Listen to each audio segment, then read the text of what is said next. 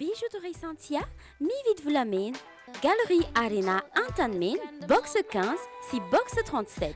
Le CNAM Madagascar vous offre une possibilité d'acquérir un diplôme international qui vous ouvre les portes dans le monde. Faites partie des plus grands et visez plus haut. Apprendre au CNAM change votre vie. CNAM manolotra anao. Talia ilay servieta tokana vita eto Madagasikara izay tsy misy toazy mihitsy. Matokisan'ilay kalitao tokany Talia. Talia manolotra anao ny logité.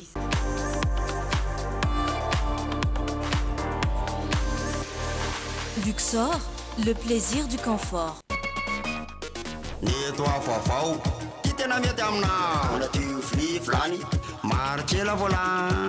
Assurance Aro manolotra ho anao.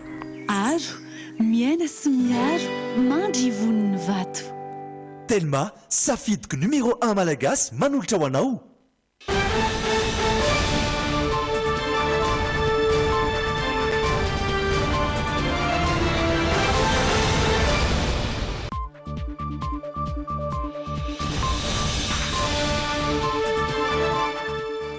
Miaraba tompoko tonga soa indray tao anatin'ny fotoanany fampahalalam-baovao alatsinainy fa 5 ny volana martsa 24 ireto ny lohateny aroso anao. Nambaranatsy fa tsy ilaina ny mamerina ny fifidianana manoloana ny zava-misy eto amin'ny firenena ankehitriny. Mbola nanamafy ny fitakiany fanadiadiana manoloana ny namoahany seny antotany Samampiayako sy Rivrakoto vao filohan'ny anteny miarandolona sady filoha nasionaly ny antoko HVM. Any ivelany tanàna misy 5 ao Italia no tsy maintsy atoka-monina sady tsy misy mahazo miditra no tsy misy mahazo mivoaka manoloana ny fianaka tsy mikaretina coronavirus any an-toerana amin'izao fotoana. Mampanany ankabeazany malagasy kosa ny mety fiparitany tsy mikaretina coronavirus amin'ny alalan'ny friperie na ireo entana sasany avy nampiasaina avy any ivelany. Nanentan'ireo minisitra ny vadin'ny filoha Mialy Rajoelina mba ametraka viana iarovana ny vehivavy amin'ny herisetra nandritry ny fankalazana ny valomartsa omaly tany Toliara. Ary manjaka kosa amin'izao fotoan'izao ny asa fanendahana sy ny sinto mahery eny amin'ny faritry ny 7 hektara sy Anosy. Ampifaliana indray no hitsidianay ny tokantranonao amin'ity takariva ity manasanao ampanajana izay anaraka ny logité hatramin'ny farany. Mandray vahiny ny logité amin'ity takariva ity ny mpitondra teny ny sampana fanarahamaso ny fifidianana efa Marie Stella no raisitsika ary dia ivahiny eto hitondra ny fomba fahitany ny fiarahamonim-pirenena ity toerana ity no antony nanasana azy teto amin'ny logité ao anatin'ny tapany faharoa ihany koa isika dia anaraka ny zanam-pandaharana ID Sport. Dahoary hijery ny vaovao izay nisongadina tamin'ity andro an'ity.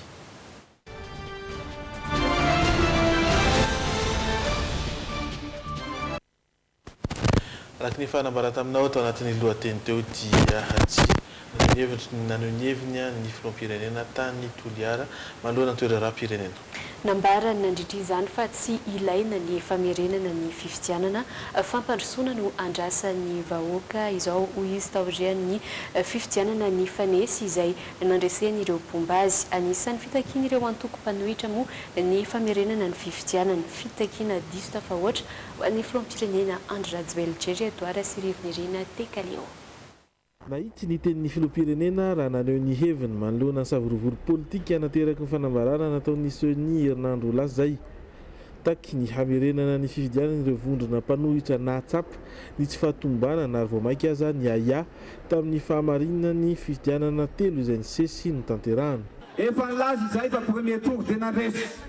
Fa ozy izy ny sasany hoe mbola sisy deuxième tour. Tozy izay tsy manino. Fandoasy na deuxième tour.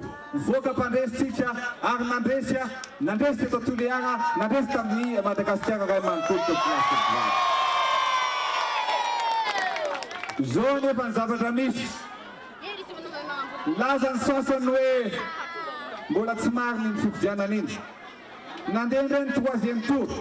Nandeha ny fifidianana solom-bava-bahoaka mbola nandresy ihany fa mbola resy ihany ry zalahy isorana firinety vahoaka teto Toliara any satria nandresy ny candidat natolotry ny Mapara nandresy ny Mapara teto Arpodro niaraka ny député Siteny sy ny député zay nanaraka anazy ihany koa sorana ny vahoaka ny Toliara zany ndo asina 5e tour okizay leo ny vahoaka mila fampandrosoana ny malagasy sy mila voabrevena tsony tokolastovary marina sady tsy marina tao Toliara ny filohan'ny Rajoelina ny faran'ny herinandro teo ary mbola nampiseho ny mahafilolany vahoaka ny tenany manoloan'ireo olona nanatrika ny fotoana tany an-toerana ny sabotsy lasa teo.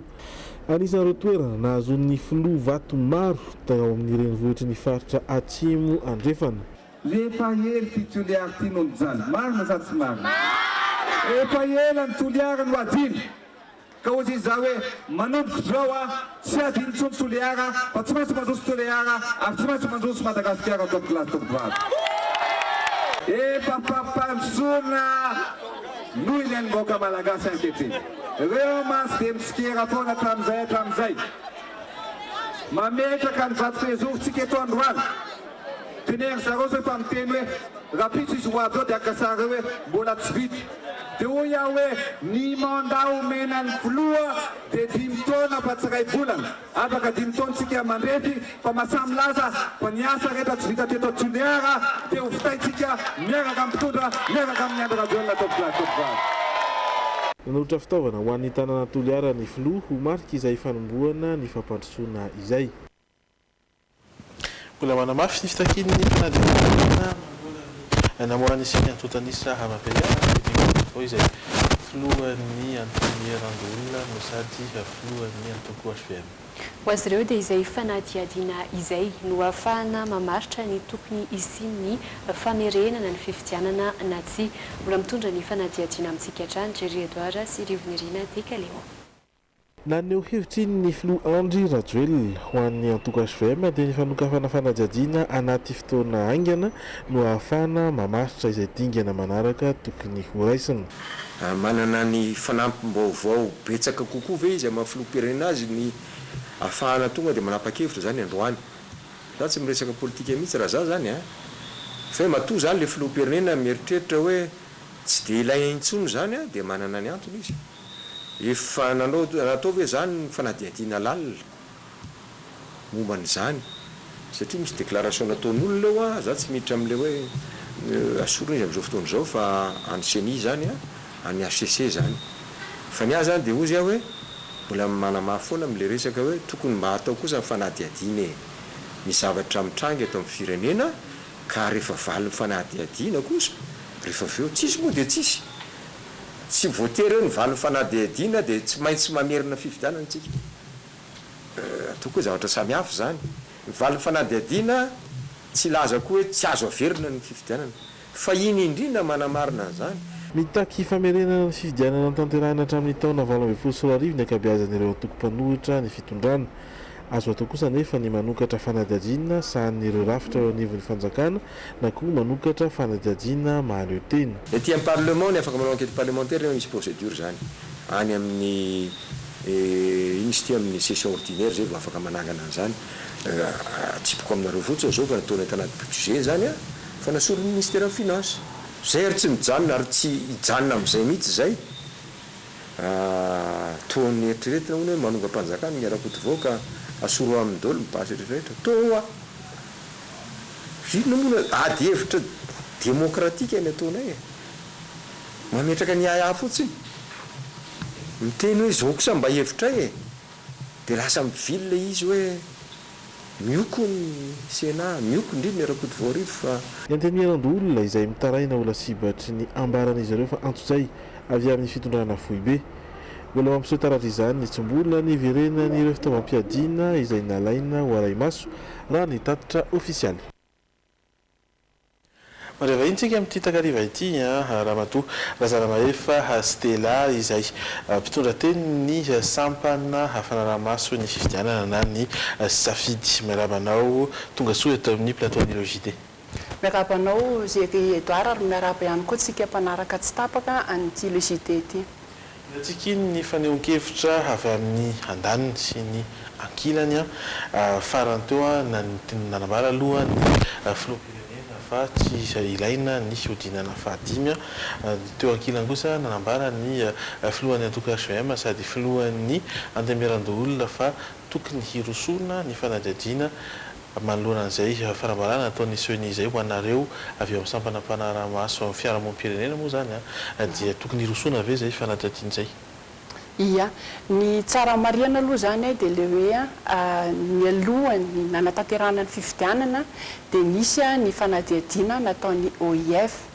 Tao anatin'io fanadihadiana io no namoany an'ity resaka le hoe doublon karapanondro ity efa nivoaka tao zany io taremarika io tamin'izay nilazany fa misy tranga eo amin'ny 10 hetsy mahery zany no ahitana ny hoe numéro karapanondro miverina matetetika io tsy indroa fotsiny fa ny 470 io no miverina indroa, misy indray ny miverina intelo, misy ny miverina inefatra ohatran'izay.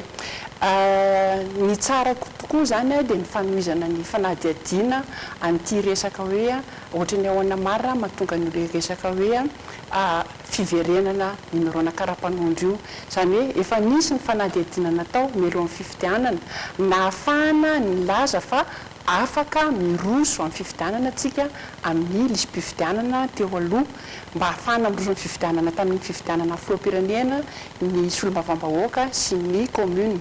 Ary izay dia namafisiny seny hoe ilay olana zany dia efa nisy efa hita io tamin'ny audit nataon'ny OIF ary namafisina zay tamin'ny fanambarana nataon'ny filohan'ny seny izay nilaza hoe efa nisy io hatramin'ny 2012 zay nanaovana andreo fonte no zay anisany vahaolana ampitony ny sainy rehetra tokoa zany ny fanaovana indray fanadihadiana mahakasika n'ity hoe numéro-na karapanondro mitovy ity satria azo atao soamatsara izany ahafahana hoe aiza zany natonga an'io ny iza ny tompony andraikitra. Hatreto aloha dia mifanila ireo mpanao politika zany hoe resaka politika no tena mandeha fa tsy ilay hoe teknika moa izany araka ny teny nambaran'ny filo ny antemeran-doolona teo rivrakoto teo hoe ny fanadihadiana no mety maritana no mety hoe dingana azo arahina na koa iverena eo zany vao tena hoe rehefa vita izay fanadihadiana izay inona ny hatreto ny azonareo ambara zany aloha manoloana an'io olana io satria tsy voatery hoe io ihany koa ny olana fa maro ihany koa ny olana anivon'io resaka fifidianana io fa io aloha no misy miteraka resabe aloha hatreto. Ia, ny tsara ao mariana ny anisany hoe ahoana moa ny anisany ampivoaka tamin'io atotanisa io ihany koa tamin'io fotoana io ny senia no nanao tatitra mahakasika ny tahan'ireo olona ny soratra anarana ao anaty lisym-pifidianana. Mety tsy nanahitra ny saintsika zao ohatra fa tamin'izay no nilazan'ny seni fa 300 latsaka zany hoe 2 faingo 950 ny tapa-avitrian'ireo olona niditra ao anatin'ny lisym-pifidianana amin'ity taona 2017 2018 ity zany hoe ambany dia ambany zany ny dikan'izay. Any zany ny tiana isariana ny saintsika ambany ny tapa-avitrian'olona misoratra anarana ao anaty lisym-pifidianana. Ny ao anatin'ny lisym-pifidianana ao anatintsika koa nefany dia hitana lesoka na hoe tsy fahatomombanana anatin'izay ilay anarana ilay larana karapanondro miverimberina fa tsy izay rery ny olana ao anatin'io fa io zany no anisan'ny goavana fa mbola ao ihany koa ohatra ilay hoe misy an'ilay anarana reny ohatra tsy fantatra zany anisan'ny lesoka hita ao anisan'ny voalazan'ny OIF koa tamin'ny fotoan'androny hoe misy olona tsy ampitaona tafiditra ao anatin'ny lisym-pifidianana nisy 30 mahery ny voalazan'ny OIF tamin'izay sationany fotsiny zany ireo dia izay no anisana tonga ny senia nanilazan'ilay isa ilay 1 162 000 zany hoe ilay ray tapitrisa mahery zany lazany hoe misy karapanondro miverina io. Ny tsara ho fantatsika na iza mpiasa ny seni ho avy eo dia tsy afaka hanadio an'io. Tsy manana tsisy olona afaka manana fahefana hiteny hoe hovako an'izao indray ty numéro karapanondron'olona anankiray ity. Ny tompony andraikitra voalohany zany dia isika mpifidy manamarina an'izay ny mombamomba antsika izay. Anisan'ny eto koa zany nefa ahitana isosikevitra sady koa ny fametanana andreo olona rehefa resaka lisym-pifidianana zany hoe tsy hoe amariny ny anaranao zay manko matetika no entsika miserasera fa manomboka izao zany tsika tsy ny anarana fotsiny no amarinina fa na numéro ny karapanondry na ny anaran'ny ray ny anaran'ny reny ny daty naterahana ny toerana naterahana sy ny sisa ny anankiray koa rehefa tsy ho anatin'ny fifidianana itsika dia manamora an'ireny tranga ireny hoe tsy maninona io fa rehefa misoratra ao ny anarana dia izay ny zava-dehibe fa rehefa amin'ny fotoana toy izao tsika vao tena sary-piaro amin'ilay hoe fahamarinana ny mombamomba ny tsirairay zay zany ny zavatra anankiray tsara hoe tokony toizina zay fahasarotam-piarontsika zany ny ananana atotan-kevitra mari-pototra ahitana ny mombamombanao marina araka ny tokony ho izy. Mahefa Maristela nareo ve nanana fahafahana ny jery an'io fandrafetana io lisio na koa fandrafetana zany hoe nanana fahafahana ny jery ny akapobeany tamin'io raha ataoko hoe fifidianana 7 sy 7 no resana satria io no tena miteraka resabe aloha hatreto dia nareo hoe nanana fahafahana ny jery an'izy io inona ny mety zavatra tsikahitrareo raha mikasika nyity loha hevitra ity hatrany. Ia tena tsara fipetraka izay fanontanianao zay satria na izahay mpanara-maso dia tsy nanana fahafahana hijery na hikirakirana resaka lisym-pifidianana izany. Anisany atotan-kevitra zany na sary-piaron'ny seni hoe tsy azo aparitaka. Tsara ho fantatritsika nefa fa ao anatin'ilay lalàna mifeny fifidianana ilay 7 sy 9 amin'ny 5 no misy hoe ilay registre national ny lisym-pifidianana dia azon'ny olon-drehetra tsy akanavaka tsy jerena azon'ny olon-rehetra tsy akanavaka jerena amin'ny fotoana rehetra fa izay tsy mazava le hoe amin'ny fotoana rehetra izay sy le hoe amin'ny fomba hoana satria raha tsika mahita fa marina aloha ny anseny hoe ahitana ny mombamomban'olona anankiray io ka tsy omeny olona fa zay zany anankiray hoe tsara ho jerevana zay amin'ny manaraka dia tonga dia tiako hoentina sahady amin'ilay sosikevitra koa zay ialana ny toy izao izay tao amin'ny safidy dia efa nanipy sosikevitra tamin'ny seni nisy ny fionana taminazy le hoe tsara ny anakinana ny fandrafetana lisym-pifidianana amina entité hafa eto moa zay mananao sosikevitra ohatra hoe raha ny eritreretinay manana an'izay fahaiza-manao zay dia ohatra hoe ninstat no anakinana ny fandrafetana ny lisym-pifidianana mianjarany seni amin'izay fotoana izay dia manamarina hoe ao ve le izy satria amin'izao fotoana zao ny seni no mandrafitra dia mbola izy ihany koa no milaza hoe mety io na feno io na hoe araka ny tokony izy io dia zay no anisany efa sosikevitra hoe arosinay lavitrezaka ina mahalavitrezaka anazy lalàna no afaka manome an'izay satria ny lalam-pifidianantsika amin'izao dia mbola manome hoe ny seni no mandrafitra sy manao ny atao hoe lisym-pifidianana eto Madagasikara. Zay mikasika ny lisym-pifidianana zay mikasika ny laharana fa anisany adihevitra ihany koa sy ayahy mipetraka ihany koa ny fisian'ireo karapanondro izay ambara zany fa mitovy laharana fa hoe tsy mitovy ny tompony. Ie ilay araka ny tenako tao hoe ilay tsara fantatsika fa ilay hoe doublon le 1,162,000 tsy mitovy ny tompony io iny le nanaovako hoe raha tao ny tatitra nataony OIF no nilaza hoe misy tranga 5,700 sy 7,500 hetsy no ahitana an'izay hoe manana ny laharana karapanondro mitovy dia ny enregistrement voakasika an'izay zany dia manome 1,49,206 na hoe 9,6 sy 4 sy ray tapitrisa io dia talohan'ilay RAL 2018 raha nitatitra nataony seni zany mijerevantsika dia tsy nisy fiatsarana zay tranga zay fa vao maika koa zany ny tombo ny isan'ireo olona manana karapanondro mitovy ny anseny indray moa zany tsy nazahoana tatitra salana OIF izay ahitana fanadihadiana lalina satria ao anatin'ilay nataony OIF dia miteny an'ilay hoe misy karapanondro anankiray miverina indroa ka hatramin'ny 430 fa ny 430 ohatra zany dia tranga anankiray zany hoe misy numéro anankiray olona 430 ny tompony fa ny tena betsaka araka ny tatitra nataony OIF zany dia le hoe numéro anankiray olona anankiroa ny tompon'ilay numéro anankiray na kara-panondro zany hoe tsy mitombina ntsony ilay hoe kara-panondro satria lasa manondro olona anankiroa zany a ilay larina fa tsy manondro olona anankiray araka ny tokony ho izy ray ho an'ny hosoka na hoe manipulation hoe izay tranga izay araka ny teneniko teo efa hitany OIF io tranga io fa tsy hoe tranga mipoitra tapoka dia ny ireo expert reo manam-pahaizana tao amin'ny OIF no nilaza fa tsy sakana io a ny ananana fifidianana azo antoka sy ekeny rehetra zay zany no tsara isariana ansaitsika hoe arahany fanadihadiana nataony manam-pahaizana dia nanamafa hoe afaka nyrosota amin'ny fifidianana tsika na dia teo aza io tranga io ny tsara ataotsika eo mba hanazavany sainibeny sy ny maro amin'izao dia ilay hoe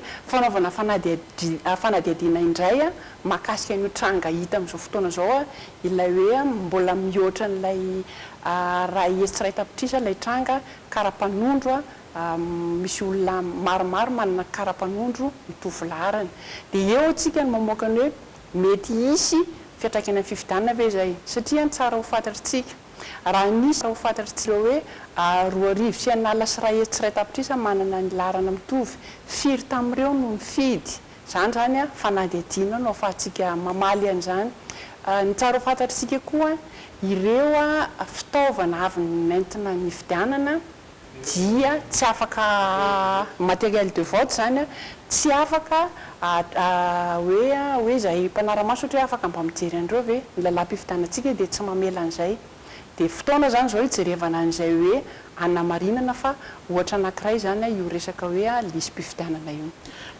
mamaraparana fotoana izika razana efa maristera izay mpitondra tenin'ny sampana fanaramaso ny fifidianana ho anareo inona zany no tsara irosona amin'izao fotoana zao a manoloana izay karazana tsy fahatombanana maro tsikaritra ao anatin'ny lisy mpifidianana sy ny manodidina azy zay ia ny sosokevitra anay zany dia misy ilay ataotsika hoe court terme na hoe mila atao faran'izay aingana mba analana an'izao hoe fifampiahiahina dia voalohany aloha tsara zany a manokatra fanadihadiana mahakasika an'izy ity ny manaraka an'izay a etokona nararotanay fa matetika koa tsika rehefa misy raisiko ohatra ny tranga tany iosy satria efa naoraka tamin'ny haino amanjery iny nisy olona nanao a osoka any lisy mpifidianana ie ny zavatra nisy tamin'ina dia tsy nigadra ilay olona nanatanteraka an'izay a osoka zay na dia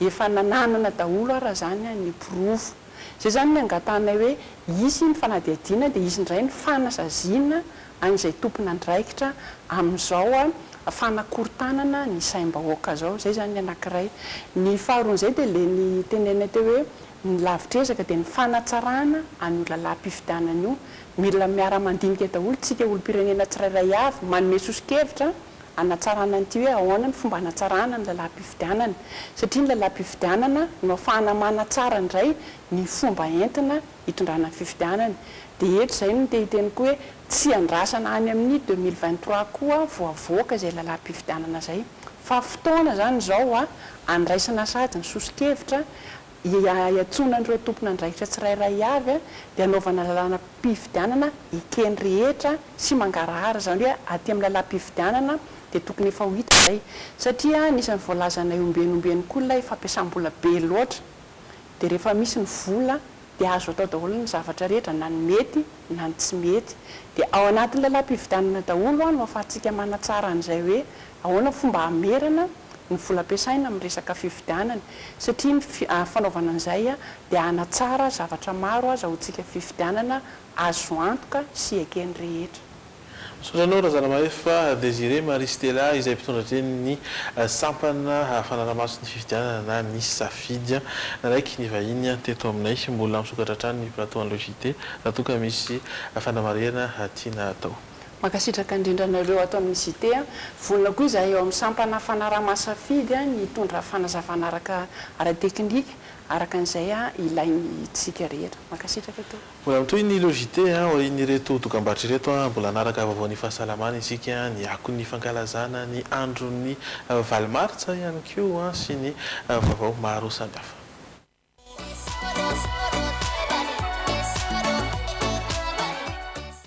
toy ny logité ary mbola izany eny amin'ny antemeran-dolona aloha isika satria tapaka nandritra ny fivorian'ny bromaritra sy ny ireo filohan'ny commission teo anivon'ny antemeran-dolona androanomantsy ny fandaharam-potoana mandritra ny fivoriana tsy ara-potoana izay handinihana tsy handaniana ireo didivolana izay noraisin'ny filoha tamin'ny fotoana izay tsy nijoroany ny antemeram-pirenena misy 6 ireo didivolana ho ankatoavina ireo. Fa ny talaty izao no diniany ny volavolan-dalàna ho fankatoavana didivolana miisa 4 maraina ny voalohany mikasika ny fifidianana sy fitsapahakevy-bahoaka, ny faharoa mikasika ny antemeran-dolona ary ny fahatelo rizanteny mikasika ny arenan'ny kibon'ny tany. Ny tolakandro kosa dia didivolana mikasika ny lalàna no diniana, eo ihany koa ny mikasika ny laharam-boninahitra malagasy ary farany fikaroana ireo arena azo avy amin'ny tsiaradrarany. Tsy voafaritra araka ny tokony ho izy ireo volavolan-dalàna hoy Drivorakotovao. Manerakirina kely moa mampanao azy ao satria natambatra zareo tsy fantatro ny gouvernement mananao azy hoe ty zao lalàna 001 dia ao anatin'iny misy ohatra code minier dia miaraka ao cinéma. Hitareo fa zavatra tsisy fandraisana mihitsy le izy nefa atao bolongany be anankiray hovana ny code minier kay ay ve nandray fepetran'izany filoha tany amin'ny conseil de ministre zay tsy nafantatra tsy fantatra ireo raha nafantatra fa za tonga teto vao nafantatra hoe ay ve zany ny filoham-pirenena nandray ordonnance anovany code minier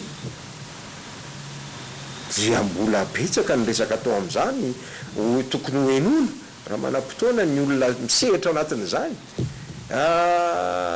resaka fer miaraka ry amin'ny recouvrement avoir illicite ary zavatra tsisy fandraisana mihitsy anatin'le ady hevitra zany lasa lalàna anankiray raha manokatra hoe lalàna 002 zany nareo dia eo le cinéma dia etsy le fer dia mivadika ary indray amin'ny numéro 2 zavatra samy hafa be le izy. Ny alarobia indray no hodiniana ny fanafoanana ilay lalàna mikasika ny politika ny sarimihetsika, ny fanafoanana ny fond d'entretien routier na ny fer ary ny fanafoanana ny autorité routière. Tsy maintsy hiditra amin'ny ady hevitra ifotony ireo loholona manoloana an'ireo didivolana izay efa nosiniavin'ny filoham-pirenena tamin'ny taona 2010 sy 2020.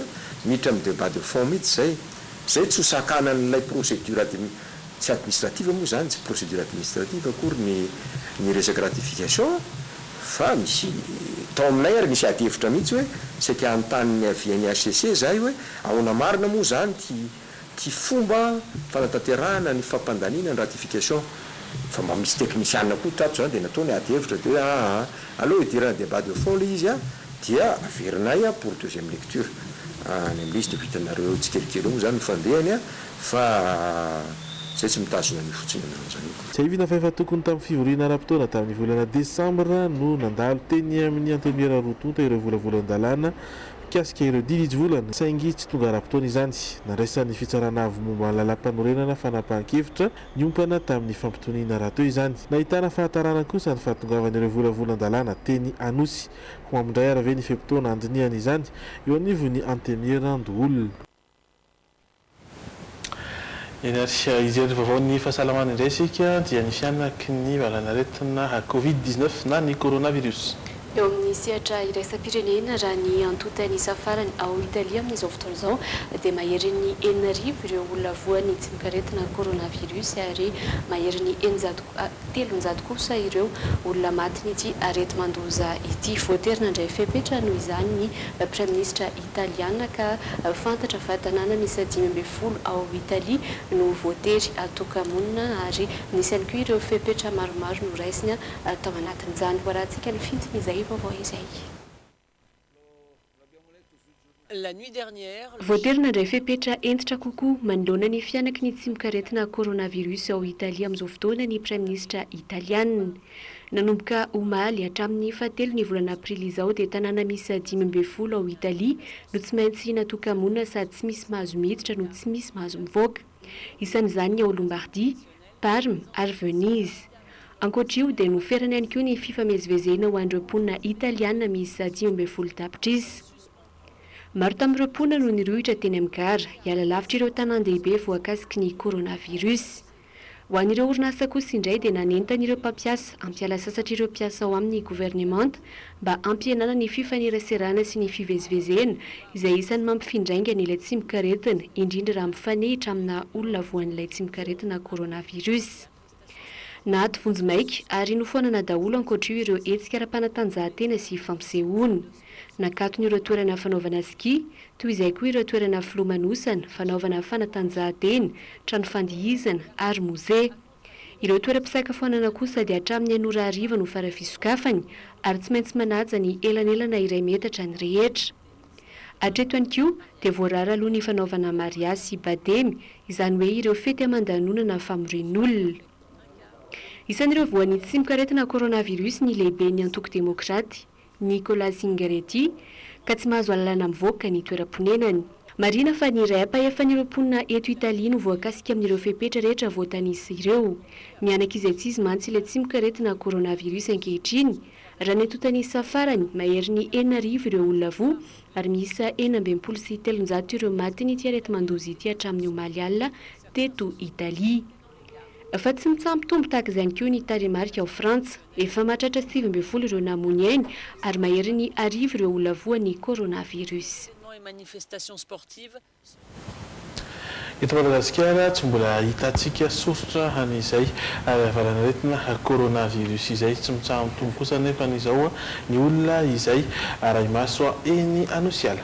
Raha ny isa farany voaray dia tafiakatra 720 inisan'ireo olona raimaso eny Anosiala sy Nosbe araka ny fanazavana avy amin'ny ministera ny fahasalamam-bahoaka. Itoetrany ary iamafy kosa etsy andaniny ny fanamafisana ny fepetra isorohana ny fipartany tsy mikaretina amin'ny fanafoanana ny sidina any amin'ireo firenena izay ahitana ny COVID-19.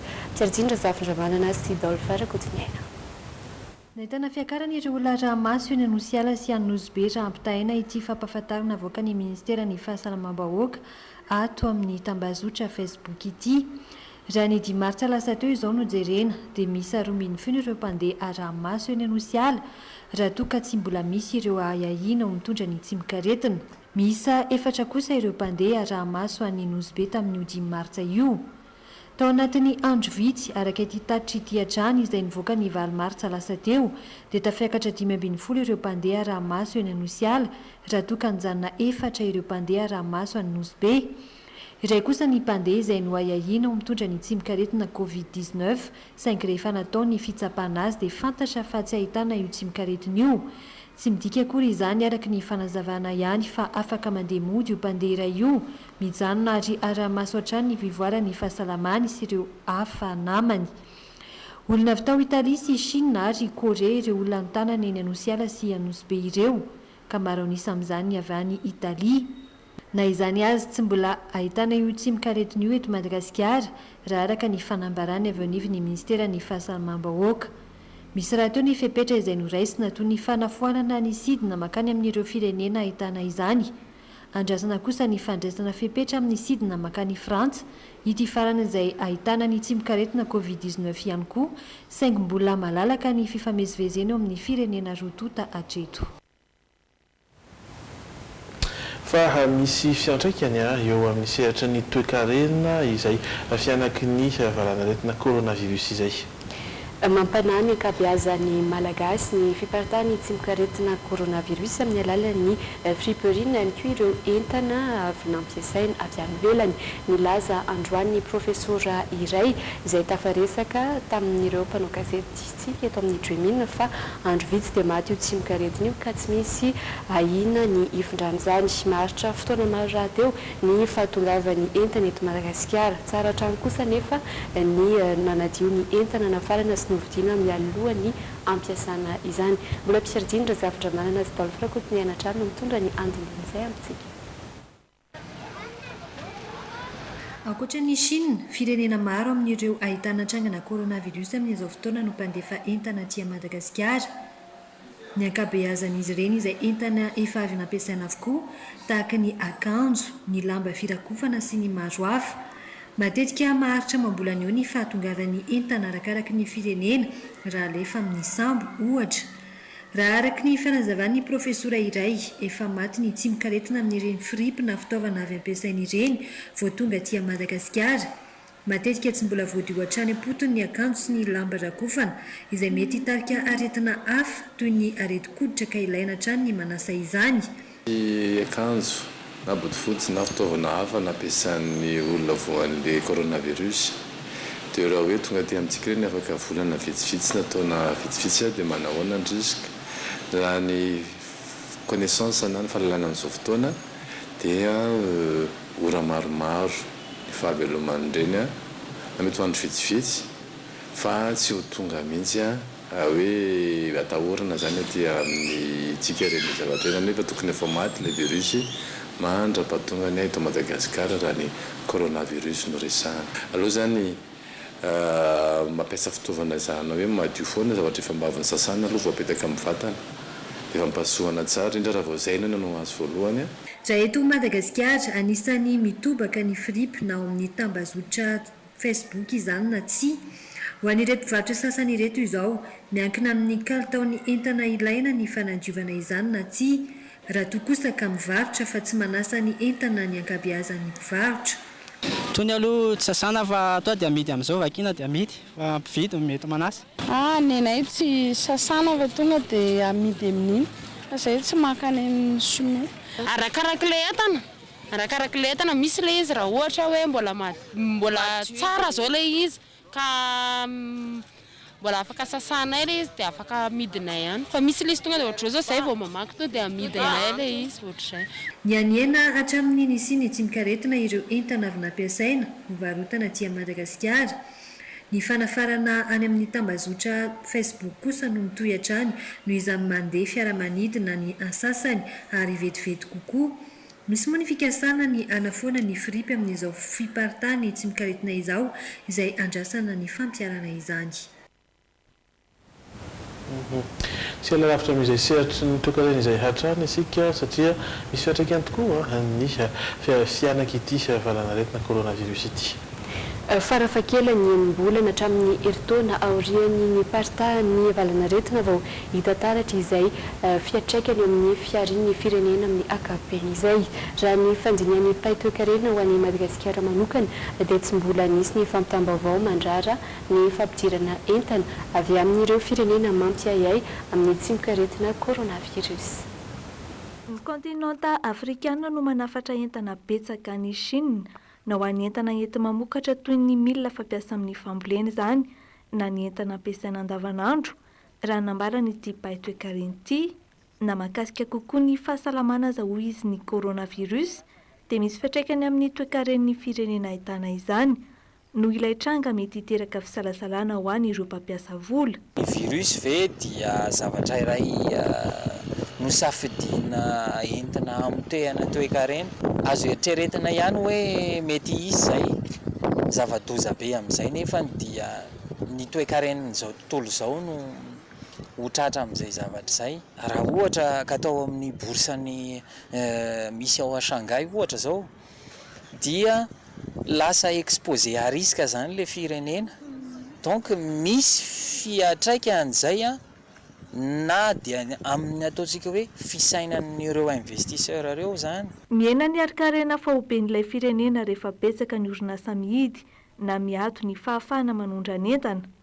Raha ny fandinian'ny paitoekarena hatrany farafakeliny enim-bolana hatramin'ny herintaona aorian'ny napahoraka ny fisian'ilay coronavirus vao hita taratra ny fiatraikan'izay eo amin'ny toe-karena ilay firenena. Ho an'ny Chine ohatra ndresantsika ny tombo kokoa ny importation na matériel fanamboarana masika ohatra ao amin'ilay investissement indray ohatra hoe ny tombo kokoa ny fampiasam-bola amin'ny resaka sehatra ny fahasalamana opportunité na business koa izy zay koa tsy azo adino zay zany le mentalité ny entrepreneur andao ary tsika hisehatra amin'ny resaka fanamboarana ohatra hoe gant ajeté indray akoatran'ilay masika ajeté dia tsy maintsy misy manao innovation zany. Ho an'ny Madagasikara manokana nanazava ny ANMCC fa tsy mbola nisy ny fampitam-baovao mandrara ny fampidirana entana avy any amin'ireo firenena mampiaya amin'ny coronavirus no ilay valanaretina tsy velona raha tsy amina tsiranoka maditidity toy ny rora na ny ranondelo. Abatikatoara ny vao mandidina izay fahasalamana izay tsy maintsy otateritsika eto an-trany ny fivoarana izany fa idirantsika indray lafa vao mahafa manaraka ny akon'ny fankalazana fanamariana ny androny valomartsa androny vehivavy tany Toliara. Izao sy anao isika rehetra miombona ndraikitra isitrahany vehivavy ny izony io no lohahevitra ny salorana ny fankalazana izay fanamariana ny androny valomartsa izay tamin'ny titaonty tany Toliara no ivon'ny fankalazana ka nanentana ny vadin'ny filoham-pirenena Mialy Rajoelina ireo vehivavy minisitra mba ametraka viana iarovana ny vehivavy amin'ny herisetra sy anoana azy aleo tena arakasy. Ny antefa tamin'ireo vehivavy mpikambany gouvernemanta ny afatry ny vadin'ny filoham-pirenena Mialy Rajoelina nandritra ny fanamariana ny valomartsa tany Toliara. Ilaina ho izy ny fanohanana ny vehivavy hiara-ny herisetra amin'ny alalan'ny fiofanana mba hahatonga azy ireny aleo tena rabola sy hitondra ny anjara birikiny amin'ny fampandrosoana. No amafisin'ny vadin'ny filoham-pirenena izay sady filohan'ny fikambanana fity ihany koa ny tokony hanomezana tosika ny vehivavy misehatra eo amin'ny fandrarana. Ny vehivavy malagasy dia efa hita ankehitriny fa maro ny miditra eo amin'ny sehatra ny fandrarana ka mila tohana amin'ny tetikasany sy fikarohana lalam-bola izay ataony. Tsy nitsehatra ny asa tanana ihany no afaka ampisongadina ny Madagasikara fa manana ny kolotsaina mampiavaka antsika ihany koa isika. Mila tosika sy ampiana ireo mpisehatra amin'ny tontolon'ny zavakanto indrindra fa ireo vehivavy mba ho sangany ka ho ambasadoryn'ny malagasy maneran'izao tontolo izao. Eto koa dia manaroatra iresaka mikasika ireo fomba samihafa. Misy ohatra ny fomba tany izay manilika ny sy mampitoka-monina ny tovovavy rehefa tonga fady-bolana.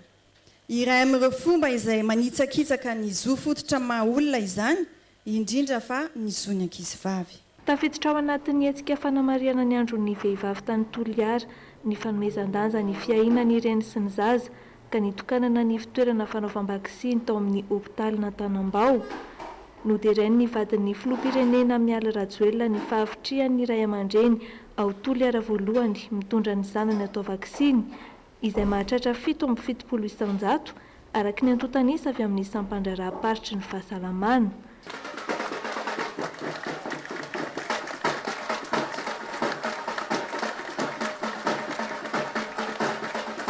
Nisy ihany koa ny fanolorana couveuse ahafahana manara-maso akaiky ny zaza tsy tonga volana na tsy ampilanja, ny fanatsarana ny lapan'ny tanora ho betany ankilifaly, nasiana connexion au débit araky ny nampanantenaina, teknôlôjia vaovao anampy ireo tanora amin'ny fianarana ahafahany mampivoatra ny fiainana amin'ny tsara kokoa. Izao sy anao isika rehetra miombona ndraikitra isitrahan'ny vehivavy ny zony io no lohahevitra ny fankalazana tamin'ity. Anjara nantsiranana kosa no mampiantrano ny andron'ny vehivavy ho an'ny valomartsa 2020 sy 2020. Fahatsambakaza ihany koa ireo toerana rehetra teto Madagasikara tany amin'ny faritany indrindra fa ny teto an-drenivohitra izay nanamarika ny andron'ny valomartsa izay. Nofaranana omaly tamin'ny alalan'ny hetsika diabe ny fanamariana ny valomartsa ho an'ny komina Antananarivo renivohitra efa manana paikady hijerena manokana ireo vehivavy tsy misitraka ny zony sy atao ankilavao eny anivon'ny fiarahamonina ny komina hoy ny ben'ny tanàna. Tafiditra tao anatin'ireo fampanantenana nataony nandritry ny fampielezan-keviny izany. Rindra Tahiry Sianja Rakotomoraina.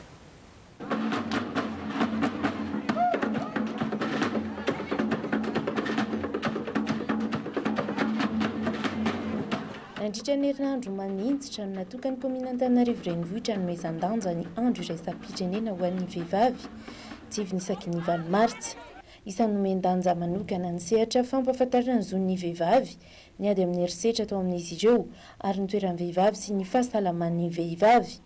Ao anatin'ny fametrahana rafitra manokana hijery akaiky ireo vehivavy eto an-drenivohitra indrindra fa ireo tena marefo sy sahirana ny fiadidiana ny tanàna hoy Naina Andre Tsitoaina nandritra ny lahateny. Hoeza napetraka engany ireo toerana ahafahan'ny vehivavy manantona makatoro hevitra na mametraka fitarainana. ezaka lehibe ataony komuna koa ny fanampinan'ny tanora sy ny vehivavy eo amin'ny sehitry ny fandrarahana maro ny tetikasa ho an'ny vehivavy fa maro ihany koa ny tetikasa izay ilain'ny vehivavy izay ilaina ny vehivavy toy ny fanabeazana eo anivon'ny fiarahamonina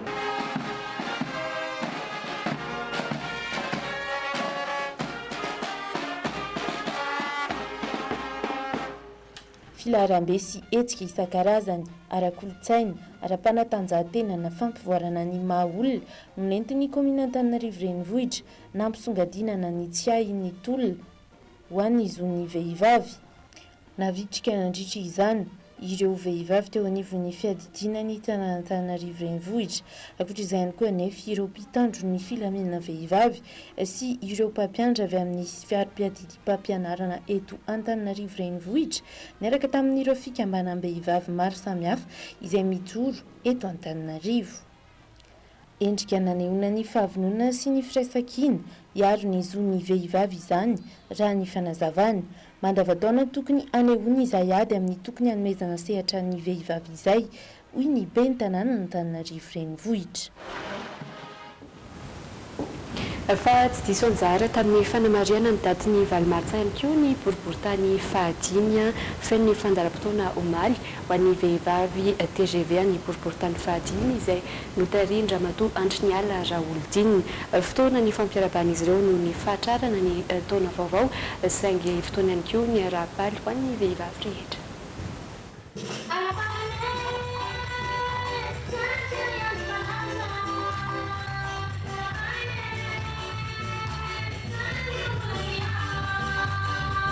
Mira Mbatomary no misafidian'ny fikambanana iarapaly sy anehoana firaisan-kina omaly valomartsa fotoan'izay niaraban'ny filohan'ny fikambanana andry ny ala Raolodinina manokana ny vadin'ny filoham-pirenena Mialy Rajoelina izay reny ny malagasy iray manontolo ary niarabany ireo vehivavy rehetra tsy ankanavaka ihany koa indrindra fa ireo tena sahirana. Eto ao dia araba manokana ny amato Mialy Rajoelina izay vadin'ny filoham-pirenentsika izay rentsika vehivavy malagasy manontolo ihany koa ary tena rahasoanao izany TGV eto amboriboritany ny vehivavy moa dia miasa foana maraina mandrapanivany andro isan'andro mikarakara tokantrano manefa ny adidy samihafa mitady vola ka maninona mora mba tonga tsy mifanena ny andro androany TGV boriboritany fahadimy mantsy dia tsy mba mpanao politika mitady tombotsoa fotsiny na hitady seza fa mifanasoa mifampitsindro ary mifanampy koa itsindro manokana andreo mpamana TGV tena sahirana ny tena. Nandritra ny fandaram-potoana ihany koa dia nisy ny lalao isan-karazany sy ny fanentanana izay nizarana fanomezana maro samihafa tamin'ireo tsara vitana nofaranana tamin'ny fanapahana mofomamy sy koba amin'ny tampim-pihavanana ny tapakandro maraina.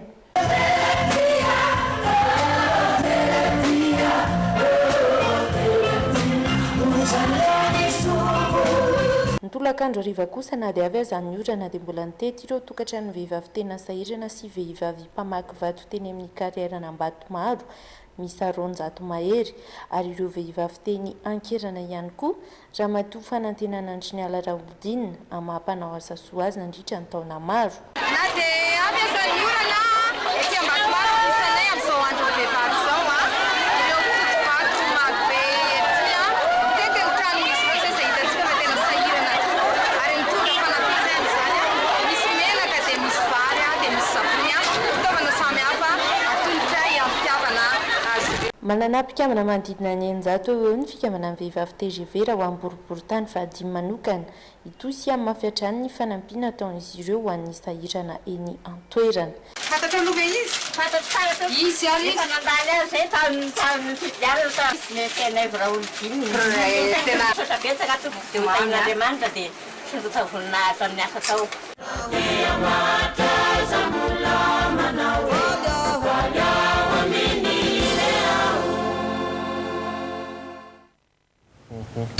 hoeny amin'ny commune ny toeran-kafa indray sika dia nisy ivelany moa zany izay nisany tena maneran-tany mantsy ity fankalazana ny andron'ny valomaritra ity tahaka izao indray ny akon'izany.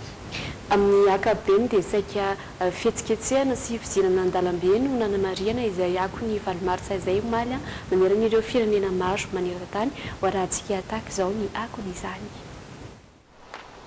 Ny akon'ny valomaritra teto Frantsa no andeha isantaran'izany. Andiana vehivavy maromaro teo no niara-nanao fanamiana mitovy, combinaison, aro-tanana ary solomaso. Nanao fanahiniana tsy ny akanjo ambony kosa izy ireo fa soratra mirantiranty mitaky ny anajana ny zon'ny vehivavy no nataon'izy ireo ho solona takonenatra. Minitra vitsy taoriana ny mboany hetsika nefa dia nasain'ny polisy ny ala teo izy ireo. Teto Espaina kosa indray natratra anarivon'ireo vehivavy sy lehilahy nidina an-dalambe naneran'ireo tanàna maro toy ny teto Saragosse, Séville ary Madrid. Na dia nisy aza ny tolo-dalàna nataon'ny gouvernemanta teto toerana anamafisana ny ady amin'ny herisetra izay vao natolotry ny gouvernemanta ny herinandro lasa teo. Ny teto Rosia kosa dia niavaka kely satria tsy nahitana fihetsiketsehana fanilaminy. Fotoana natokana ny zarana fehezam-boninkazo na fanomezana ho an'ireo vehivavy ny valomaritra teto an-toerana. Raha ny fantatra nefa dia manodidina ny 520 isan-jato ny vehivavy no ianjatian'ny herisetra ao an-tokantrano eto Rosia, tranga izay tsy faizin'ny lalàna intsony nanomboka tamin'ny taona 2012. Fanefara tamin'ny fisamborana kosa ny fankalazana ny valomaritra teto Kyrgyzstan. Natratra ampolony teo ireo mpanao fihetsiketsehana voasambotra ary saika vehivavy ny ankamaroany. Fihetsiketsehana sy fitokonana faobe ihany koa no nanamarian'ireo mponina teto Pakistan ny andron'ny valomaritra omaly. Nidina an-dalambe sady nilanja sora-baventy mitaky ny zony feno ireo vehivavy rehetra teto an-toerana. Ary farany teto Syria dia tampilamenana no nankalazan'ireo andiam-behivavy ny andro ny omaly. Tamin'ny alalan'ny mozika no nentin'izy ireo ny arovana ny zony mba ho antoky ny hoavy ny ralenta eo amin'ny lahy sy ny vavy eto Syria. Arantsika indray ny pejin'ny valomaritra hafa anisany vao noresahana nao tany am-piandohana izy ity satria ny mikasika ny tsy fandriam-pahalemana izay saika tazana raha tsy raza fa tsy teny amin'ny faritra 720 hektara. Miororo ireo mpandalo sy mponina eny amin'ny faritra ny 720 hektara sy anosy taoawa. Maro ireo olona mitaraina amin'ny fabetsahany mpanendaka sy mpanao sinto mahery ary vakitrano eny an-toerana ankoatra izay nanao fitarainana. Tamin'ny tambazotra Facebook ihany koa ireo mpandalo niaran'izany tamin'ny faritra 720 hektara iny ny farany herinandro lasa teo mitaky ny anamafisana ny fandriam-pahalemana eny an-toerana araka izany ireo olona izay niaran'ireo sinto mahery sy fanendahana ireo. Mamoa fiara mandalo indray amin'izao ireo olon-dratsy eny amin'ny faritra 720 hektara. Olona iray nandalo teny an-toerana amin'ny aran'izany raha ny vaovao nampitainy tamin'ny tambazotra Facebook. Avy dia mamoa varavarana avy hatrany ireo olon-dratsy ka raha tsy mahavoa dia mamaky fitaratra mihitsy. Fantatra araka izany fa miamahazo vana ny asan'ireo olon-dratsy mpanendaka sy mpanao sinto mahery amin'ny faritra iny. Miororo avokoa na ny olona mpandalo na ny eny an-toerana eny hatramin'ireo mpivarotra. Saika ary anesana feo miantso fonjy sy pobasy matetika mihitsy tato ato izay. Ny fandriam-pahalemana aloha ratsy dia ratsy amin'izao e. Ny von'olona ny ary zareo any tsy manendaka fotsiny fa mamono mihitsiny. Tsindronantsy ohatran'izany. Tamin'ny omaly izao aho vao nahena. Isan'andro zany ianao mahena. Voazainay izao vao tratra omaly eny amin'ny hôpitaly. Tena hoe mampiororona mivoaka ny trano ary mandeha amin'ny lalana mangingina dia tena sahirana. Tokony jerena akaiky izany raha ohatra hoe ihany satria matahotra be izay amin'izay le fandriam-pahalemana ety. Sasany manko malazalaza ratsy ihany dia izay. Tahaka izay ihany koa ny eny amin'ny faritra Anosy sy ny manodidina rehetra iny, ireo mpilalatra fiara fitateram-bahoaka indray no tena lasivatra amin'ny fisintonana finday sy ny arom-paosy amin'ny toerana iny. Tsy mifidy ora sy fotoana intsony ireo olon-dratsy fa na ny atoandro na alina dia manao ny asa ratsy ny hatrany. Mitaitaina isan'andro ireo mpandalo matetika eny amin'ireo toerana ireo indrindra raha sendra tratrariva. Le mpangaro-paosy le miakatso anaty bus fa mezaka mitandrina foana zany, mezaka mitandrina foana amin'le ohatra hoe mody zany hariva be dia miandry olona betsabetsaka vao hoe mody. Fa raha vao ohatra hoe raha tratrariva dia tsy mandeha mihitsy raha ohatra hoe mandeha rery. Ao anaty taxi be le olona amin'ny telefônina dia alainy dia Mbola tsy ampiaraka izany ny fisian'ireo mpitandro ny filaminana manao fisafona isaky ny faritra ka mahatonga ny firongatry ny asanjohila tahaka izao. Mila jerena akaiky ny mahakasika izany olona izany indrindra amin'ireo toerana voalaza ireo. Entanina ihany koa ny tsirairay mba samy hitandrina. Izay koa no vaovao azo nasongadina aloha fa mialohany anarahantsika hadokam-barotra dia tsara no mijery ity akon'ny ny tontolo iainana ity indray. Efa miroso amin'ny fandaminana anatiny sy ny fomba fitantanana ny commune Ambohimangakely ny ben'ny tanàna Radafy Thierry tsy nisy noetsehana ny ankamaroan'ireo mpiasa fa ny fomba fiasa no nasipanavaozana raha ny fanazavana mitohy miaraka amin'izay ihany koa ny fanadiovana ny sisina arabe teny an-toerana Rindra Tahiry Sianja Rakotonoray. Efa nahita pahombiazana ny fanentanana ny mponina Ambohimangakely ny amin'ny fanantonana ny commune mba ampanarahan-dalàna ireo antota taratasy rehetra mety ilaina amin'ny fiainana andavanandro. Nitarika fahalavan'ny laharana izany raha ny fitarainan'ireo mponina. Tsy nahitana fikitiana firy anefa ireo mpiasa natokana indray ireo vahoaka ireo saingy tsy maintsy ndroso tamin'ny fanadiovana anatiny sy ny fanovana fomba fiasan'ny commune. Anton'izay tsy maintsy filarana izay. Na izany dia tsy nisy fiakarany ary tsy mbola nieritreritra ny ampiakatra ny sarany fanaovana taratasy ihany koa ny commune. Mifanindran-dalana amin'izay ihany koa nefa ny fanamby napetraka ireo mpitantana dia niaretan'ny fepetra fandaminana izay izahana ny ampizarana ny vahoaka ato anatin'ny 5 volana. Eo ampandaminana mihitsy zao ny commune eo amin'ny lafiny fomba fiasa mba hiadivana mikolikoly sy hanatsarana ny asa ary manamarika izany efa napiditra fitaovana sady zay ordinateur, latabatra, seza ao anivon'ny commune mba hampindindra tsara ny asa. Za tsy mitenena nanao kolikoly na tsy nanao kolikoly fa hoy aho hoe menimenina le olona taloha tsy nandoha vola tsy milahatra fa zao mandoha vola fa milahatra dia tsy fantatro zany hoe kolikoly sa tsy kolikoly fa zay zany miezaka fotsiny hoe esahana hiditra ny vola mba hiditra ahazo vola maro mba hisy mba ho an'ny vahoaka izy ho an'ny vahoaka tsirairay fa tsy ho andona bitsy. Tamin'ny alalan'ny fambolekazo teny amin'ny tanin'ny commune ihany no nanamariana ny andron'ny valomartsa ho an'ny Ambohimangakely omaly. Nampahafantarina ihany koa ny fikambanana soa fikambanam-behivavy izay isan'ny anampy ny commune amin'ny paikady mpampandrosoana maro lafy. Tafiditra ao anatin'izany ny fiara-miasa amin'ny fambolena sy famokarana hazo fihinam-boa ampihavana ny Ambohimangakely amin'ireo commune hafa. Zanak'azy mahery ny 500 fototra teo ny ambolen'ireo vahoaka no tarihin'ny ben'ny tanànany Radafy Thierry. Zanam-pandarana ID Sport no arahantsika aorian'ireto dokam-barotra vitsivitsy ireto.